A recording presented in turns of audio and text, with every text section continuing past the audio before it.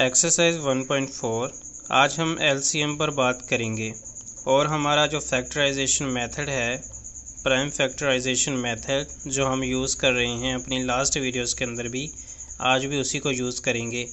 हमारा मकसद सबसे पहले फैक्टर्स को निकालना। जब फैक्टर्स निकल आएंगे तो उनमें देखेंगे कि हमारे पास कॉमन फैक्टर कौन सा आ रहा है। जो हमारा कॉमन फैक्टर होगा और जो नॉन कॉमन फैक्टर्स होंगे उनको हम मल्टीप्लाई करेंगे और जो हमारा रिज़ल्ट आएगा वही एलसीएम होगा। तो चलिए अब हम इसको हल करते हैं। सबसे पहले हमारे पास नंबर्स हैं जिस तरह 8 और 18, इन दोनों नंबर्स के फैक्टर्स निकालेंगे। सबसे पहले हम 8 के फैक्टर्स निकालने की कोशिश करते हैं। 8 2 पर लिख गए, 2 4 टाइम्स 8 पूरा यहाँ पे हमारे पास मल्टीप्लाई या तकसीम हो रहा है। इसी तरह 2 2 टाइम्स 4 और इसी तरह 2 1 टाइम 2। तो इस तरह ये आ रहा है। सबसे पहले 2 4 टाइम 8 और फिर 2 2 टाइम 4 और फिर 2 1 टाइम 2। अब ये जो साइड है ये हमारे फैक्टर्स हैं। इसी तरह यहाँ पे 18 के लिए करेंगे। ये 8 के लिए हमने कर लिया। अब हम 18 के लिए करते हैं। 18 यहाँ पे लिखा, इसके बाद 2 पर लेके गए, 2 9 टाइम 18 और फिर 3 टाइम 9। इसी तरह 3 1 टाइम 3। तो यहाँ पे भी हमारे पास फैक्टर्स आ गए। अब हम इनको लिखते हैं। सबसे पहले 8 के फैक्टर्स लिखते हैं। 8 के लिखने के लिए 2 मल्टीप्लाई बाई 2 मल्टीप्लाई बाई 2 और इसी तरह 18 के लिखते हैं 2 मल्टीप्लाई बाई 3 मल्टीप्लाई बाई 3। जब ये आ गए अब हम देखते हैं कि हमें पता है जो हमारा एलसीएम है, एलसीएम किसके बराबर होता है। LCM is equal to product of common factor, इसमें कॉमन क्या है, और multiply by product of non common factors जो हैं। तो ये हमारे पास नॉन कॉमन है, ये ऊपर और नीचे मिलते नहीं हैं, लेकिन ये ऊपर और नीचे मिल रहे हैं, इसलिए ये हमारा कॉमन फैक्टर होगा 2। और इसी तरह नॉन कॉमन फैक्टर्स ये होंगे। तो LCM is equal to product of common factor. Common क्या है यहाँ पे, ऊपर नीचे क्या है, 2, तो हमने ये 2 इधर लिख दिया। इसी तरह नॉन कॉमन के लिए क्या करेंगे, 2 multiply by 2 multiply by 3 multiply by 3। जितने भी ये हमारे पास 4 हैं यहाँ पे, इन चारों को हमने यहाँ पे लिख लिया। अब इनको और इनको मल्टीप्लाई करेंगे, यानी कि कॉमन फैक्टर 2 आ रहा, कॉमन फैक्टर और नॉन कॉमन फैक्टर्स को मल्टीप्लाई करेंगे तो जो हमारा जवाब आएगा वही हमारा एलसीएम होगा। नेक्स्ट जो हम देखेंगे उसमें आपको मज़ीद समझ लगेगी। हमारे पास 2 नंबर्स हैं, फॉर एग्ज़ाम्पल 28 और 49। इन नंबर्स के फैक्टर्स निकालते हैं। 28 के फैक्टर्स निकाले। सबसे पहले 2 पर लेके गए, 2 14 टाइम्स 28 और बाद में 2 7 टाइम 14 और फिर 7 1 टाइम 7। यहाँ पे हमारे पास ये फैक्टर्स आ गए। इसी तरह 49 के 7 7 टाइम्स 49 7 1 टाइम 7। तो यहाँ पे हमारे पास 2 फैक्टर्स आ गए। 28 के फैक्टर्स लिखते हैं और बाद में 49 के फैक्टर्स लिखते हैं। 28 के फैक्टर्स हैं 2 मल्टीप्लाई बाई 2 मल्टीप्लाई बाई 7। इसी तरह 7 मल्टीप्लाई बाई 7 49 के फैक्टर्स होंगे। इसको लिखने के बाद अब हम देखते हैं कि यहाँ पे कॉमन फैक्टर्स कौन से हैं। ऊपर और नीचे 7 ये आ रहा है, 7 कॉमन फैक्टर है और नॉन कॉमन दूसरे हैं जो कि आपस में मिलते नहीं ऊपर नीचे, यानी कि 2 मल्टीप्लाई बाई 2 मल्टीप्लाई बाई 7 ये कॉमन फैक्टर हो गए प्रोडक्ट।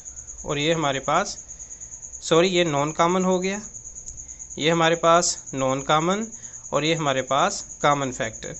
इनका जो प्रोडक्ट करते हैं, इनको मल्टीप्लाई करेंगे, जो जवाब आएगा वही हमारा एलसीएम होगा। हमारे पास 20 90 और 180 है, इनके फैक्टर्स निकालते हैं। सबसे पहले 20 के फैक्टर्स निकालते हैं, यानी कि 2 10 टाइम 20 और 2 5 टाइम 10 और 5 1 टाइम 5। ये हमारे पास आ गए। 90 के निकालने के लिए 2 पर लिख गए, 2 45 टाइम 90, 3 15 टाइम 45 और 3 5 टाइम 15 और 5 1 टाइम 5। यहाँ पे भी हमारे पास कॉमन फैक्टर आ गए, यहाँ पे हमारे पास फैक्टर आ गए। इसी तरह 180 के लिए 290 टाइम 180, 245 टाइम 90, 350 टाइम 45 और 35 टाइम 15। इसी तरह 5 1 टाइम 5। ये जो सारे हमारे पास फैक्टर आए हैं तीनों के, अब इनको हम लिखते हैं। सबसे पहले 20 के लिए 2 मल्टीप्लाई बाई 2 मल्टीप्लाई बाई 5, तो ये लिख लिया हमने। इसी तरह 90 के लिए 2 multiply by 3 multiply by 3 multiply by 5, तो यहाँ पे हमने लिख लिया। इसी तरह 180 के लिए लिखा है 2 मल्टीप्लाई बाई 2 मल्टीप्लाई बाई 3 और फिर 3 और 5। सबसे पहले ये देखें, आपने ये लिखा 180 के सबसे जो बड़ा नंबर है उसके फैक्टर्स लिख लें, बाद में 90 के लिए लिख लें और बाद में आप 20 के लिए लिख लें। और कोशिश करें कि अगर हमारे पास फैक्टर्स बन जाएं, कॉमन फैक्टर। यहाँ पे भी कॉमन बन रहा है, ये भी सारे कॉमन बन रहे हैं। इसका मतलब यहाँ पे हमारे पास नॉन कॉमन फैक्टर मौजूद नहीं है। कॉमन क्या है? 2 2, ये देखें 5 3 3 2 2, तो इस तरह ये हमने लिख लिया। ये जो प्रोडक्ट और नॉन कॉमन तो है ही कोई नहीं था, इसलिए हमने 1 लिखा, तो ये 180 आ जाएगा। ना भी लिखे तब भी नहीं है, तो यहाँ पे 180 जो है हमारा LCM होगा। और कुछ कहना सी?